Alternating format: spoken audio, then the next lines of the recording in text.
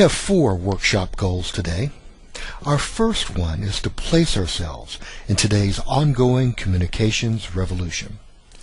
You know, the changes that we're undergoing today are every bit as revolutionary as those brought about by Gutenberg's inventions, the printing press and oil-based ink, way back in 1452. And just as Gutenberg could not have anticipated the eventual consequences of his new communication tool, which just happened to include the Protestant Reformation and the European Renaissance, we likewise are just as blind as he. But one thing we have learned so far, and this is our second workshop goal, is the importance of document design in today's workplace. Today we see a new standard for documents, a standard that is important for us to understand and apply. The new standard document does not look like the academic school documents that you're used to. The look of these new documents has been transformed by the communications revolution. Today's documents are characterized by a tight integration of image and word. Meanings and relationships are often shown graphically rather than through words. To create these new documents, you're going to learn 3 simple page design tools. SPD, visual space, visual progression, and visual differentiation. 3 simple techniques that will allow you to achieve the new standard. And lastly, please make note of the URLs of all the workshop materials so that you can practice these new skills. We begin our revolution in the late 1970s with the very first personal computers and printers. You're probably too young to remember the Commodore or the Apple IIe, machines that actually popularized the term personal computer.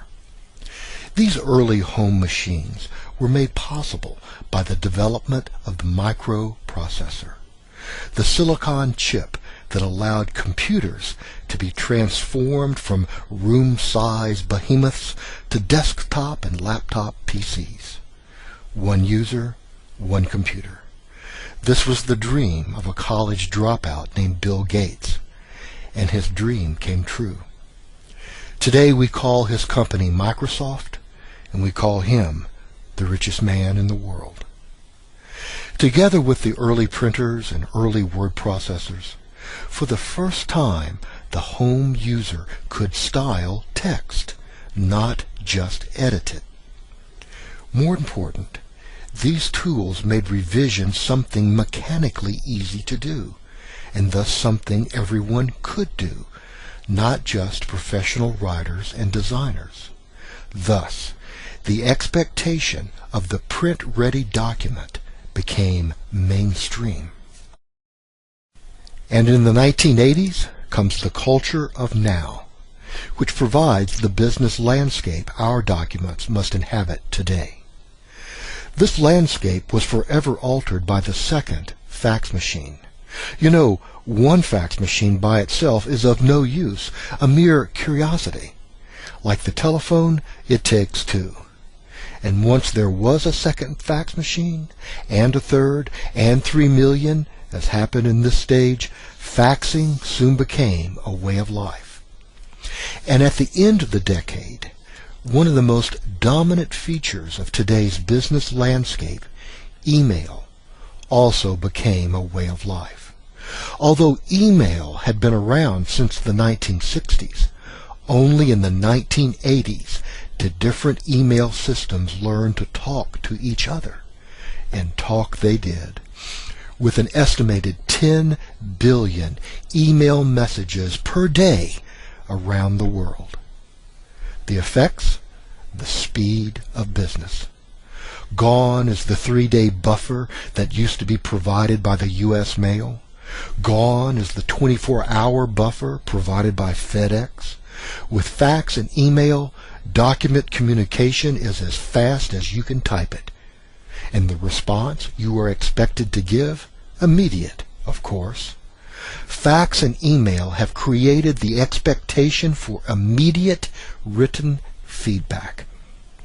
This expectation is being ratcheted up even more today with the advent of live teleconferencing, another technological adaptation to the increasing amount of communication we are expected to deal with today, and the speed at which we are expected to deal with it in the culture of now. The ability to design documents, not just write them, was given to the masses in 1989 with the debut of Microsoft's Office Suite. Along with PowerPoint and Excel, there was Microsoft Word, which combined full graphics with text formatting capabilities. Instead of having to create your text with one program and then import it into a graphic design program, any combination of images, graphics, and text was possible with Word, and you could see what it would look like on your monitor before printing. Soon PowerPoint was in almost every executive meeting room, lights dimmed, slides with animated graphics flashing out their phrases and bullet points, certainly not paragraphs. This close relationship between image and text became cemented for the masses in 1995 with the explosion of the graphical side of the Internet, the World Wide Web. Soon you were hearing statistics like this one from Sun Microsystems Science Lab, which found that 79% of users scanned and skimmed instead of reading word for word. Clearly, graphic design was no longer the purview of specialists, but the bread and butter of the everyday business document writer. The consecutive paragraphs of text were being replaced by the discrete chunks of a new visual literacy. Lists, tables, charts, call-out boxes, short paragraphs. In other words, today, you no longer write a document. You must learn to design it and use your design skills to map your information for not your reader any longer, but for your viewer, your user. And just as the typical roadmap combines symbols with text to help you find your way, today's business document is also an information map that combines shorthand symbols and at-a-glance graphics with bits of text to convey the point, to get you to your information destination quickly, in as few words as possible, without the detours of digression. Today we're seeing the rapid development of cheap, user-friendly programs for automated speech recognition, no writing required. We're also seeing the rapid deployment of platforms for full-motion live teleconferencing. At the high end is an application like Macromedia's Breeze, but all the home user needs is a free Yahoo Messenger account and a $15 webcam. Today, my computer rings. I click answer, and up pops the live image of a freelancer in India I'm working with. I hear hello in his impeccable British English. I look up at my webcam and wave. He's in Bangalore, India, and I'm in Savannah, Georgia. But we're live and face-to-face. What effect will these developments have on the look and sound of business documents? The pressure to visualize our documents is increasing. We can feel it. Video is becoming a document unto itself. You're watching this, aren't you? One result of the communications revolution so far is clear: the need for document design. It's clear that written communications are being held to a new set of expectations. These expectations are based on a new visual literacy, contained in a new visual language that uses signs, symbols, and images. The old print literacy, black squiggles on a page, is no longer enough. The human mind seems to be undergoing a necessary RAM upgrade, increasing our processing rate and our memory with a new visual literacy that now accompanies and augments traditional text literacy. The reasons? The new time pressure we're under, or as Bill Gates put it, business at the speed of thought. Just as the 3-hour baseball game increasingly tries our patience, so does any document that dares to demand we decode it without the visual shorthand of lists, tables, charts, and callouts. Fast food and fast documents. That's why the new standard views the old style as full of noise.